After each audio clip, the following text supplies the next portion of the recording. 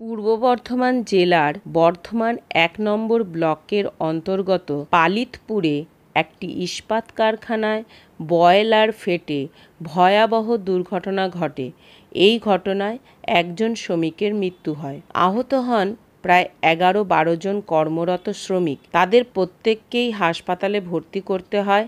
ঘটনার পরদিন পালিতপুরে ওই ইস্পাত কারখানায় এসে মালিকপক্ষের সঙ্গে কথা বলেন পূর্ব বর্ধমান জেলা আইএনটিটিইউসির সভাপতি সন্দীপ বসু। তিনি বলেন, মর্মান্তিক এই ঘটনা খুবই দুঃখজনক। আমরা এই ঘটনায় মৃত শ্রমিকের পরিবারকে আর্থিক সহায়তা দেওয়ার ব্যাপারে মালিকপক্ষের সঙ্গে কথা বলেছি। এর পাশাপাশি যারা হাসপাতালে রয়েছেন সেই সব শ্রমিকদের চিকিৎসা যাতে সঠিকভাবে হয় সে ব্যাপারেও তাদের কাছে জানিয়েছি। সন্দীপ বলেন, এই শ্রমিকরা যে কদিন অসুস্থ হয়ে হাসপাতালে ভর্তি থাকবেন সেই সময়ের জন্য যাতে তাদের বেতন দেওয়া হয় তার জন্য মালিকপক্ষকে বলেছি। সমস্ত বিষয়টি মানবিক দৃষ্টিতে যাতে দেখা হয় সে কথা উল্লেখ করা হয়েছে। সন্দীপ বলেন, আমরা চাই আহতরা খুব দ্রুত সুস্থ হয়ে উঠুন। তারা যাতে কর্মস্থলে কাজে যোগ দিতে পারেন সে বিষয়টিও যেন সুনিশ্চিত হয় তা নিয়েও মালিকপক্ষের সঙ্গে কথা হয়েছে। এদিন পালিতপুরের কারখানায় উপস্থিত ছিলেন ব্লক তৃণমূল কংগ্রেসের সভাপতি কাকুলিতা গুপ্ত সহ তৃণমূল কংগ্রেসের অন্যান্য নেতৃত্ববৃন্দ। তারা সকলেই শ্রমিকদের পাশে থাকার আশ্বাস দেন।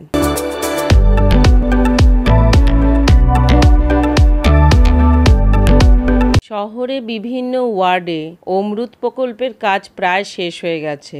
শহরের গুরুত্বপূর্ণ ২৯ নম্বর ওয়ার্ডে এই কাজ শেষ হওয়ার পর বিভিন্ন রাস্তা সংস্কারের কাজ শুরু হয়েছে বলে জানা গেছে। এ খবর জানিয়েছেন ওয়ার্ড কাউন্সিলর তথা বর্ধমান পৌরসভার এমসিআইসি সুশান্ত প্রামাণিক।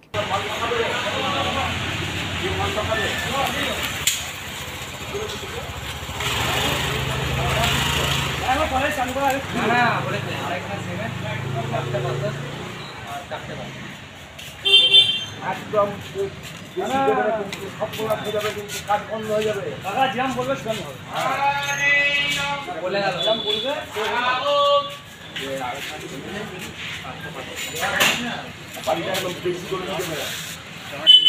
তোমরা কাজ করছো 50 টাকা পাবে, 50 টাকা পাবে, 50 থেকে 50 তোমরা কাজ পাবে না। তাহলে মানুষের কষ্ট যাতে না হয়, ভেঙে যেন না যায় সেইটা কেন তোমাদেরকে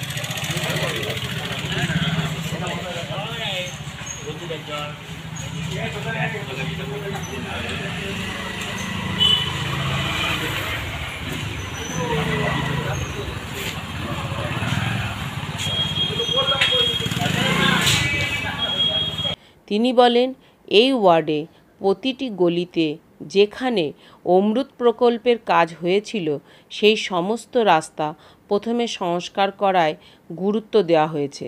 আগেই সিং দরজা সংলগ্ন এলাকায় রাস্তা সংস্কার করা হয়েছে। এখন মিঠাপুকুর রোড নতুন করে সংস্কার করা হচ্ছে। প্রায় ৬০০-৭০০ ফুট রাস্তার অংশবিশেষ সংস্কারের কাজ চলছে।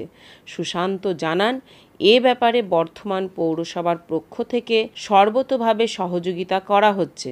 বেশ কয়েক বছর অমৃত প্রকল্পের কাজ চলার কারণে রাস্তাগুলি খারাপ অবস্থায় পড়েছিল। বিভিন্ন সময়ে পাইপলাইন বসানো ও বাড়ি বাড়ি পাইপলাইন সংযোগ দিতে অনেকটাই সময় লেগেছে। এ ব্যাপারে ওয়ার্ডের মানুষেরা আন্তরিকভাবে সহযোগিতা করেছেন। এখন ওয়ার্ডের বেশিরভাগ জায়গাতেই রাস্তা সংস্কারের কাজ করা হয়েছে। কিছু জায়গায় কাজ চলছে। এই পরিস্থিতিতে দাঁড়িয়ে আমরা সাধারণ মানুষের স্বার্থে অত্যন্ত দ্রুততার সঙ্গে রাস্তা সংস্কারের কাজে এগিয়ে নিয়ে চলেছি।